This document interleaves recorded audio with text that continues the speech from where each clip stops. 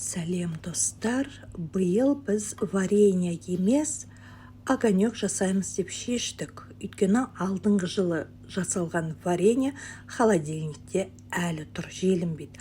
Ал огонекті біз жақсы көргендіктен тез желініп қалады, сондықтан биыл көбірек жасаймын дедім. Мынау үшінші партиясы. Бұған керек заттар: чеснок, ащы бұрыш, хрен және помидордың өзі болды. Помидорды, яғни қазақша қызанақты, мынадай мясорубкадан өткіземін. Өткенде блендермен езгенмін, өте сұйық болып кетті. Сондықтан мынандай көзі ірілеу мясорубкадан өткізген дұрыс. Сонда мынадай бүртік-бүртік болып тұрады. Бір жағынан әдемі, екінші жағынан жеген кезде де сүйкімді. Өйткені өте сұйық болса, огонек жеп жатқандай емес, бір шырын ішіп жатқандай боласың.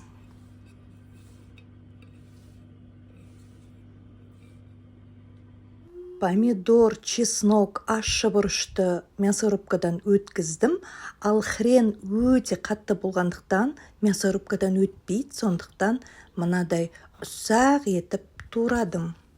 Хрен қосқан өте дұрыс, өйткені қоспасаң, огонек көпке шыдамай, ақырып ашып кетеді.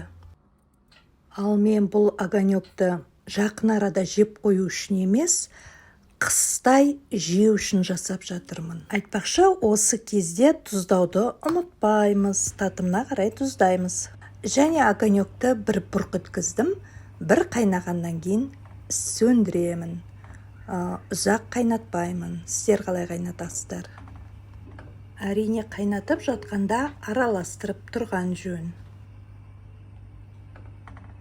Банкілерді де міндетті түрде суға қайнатып аламын. Және сіздерге бір лайфхак. Мынау открывашканы көріп тұрсыздар ғой. Осы открывашкамен ұстап алған ыңғайлы. Әрине, екінші қолыммен майлықпен банкының түбін ұстаймын.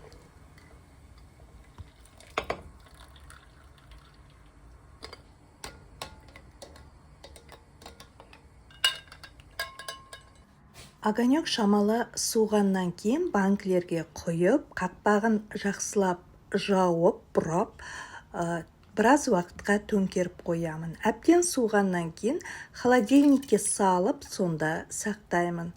Үйіміз өте жылы.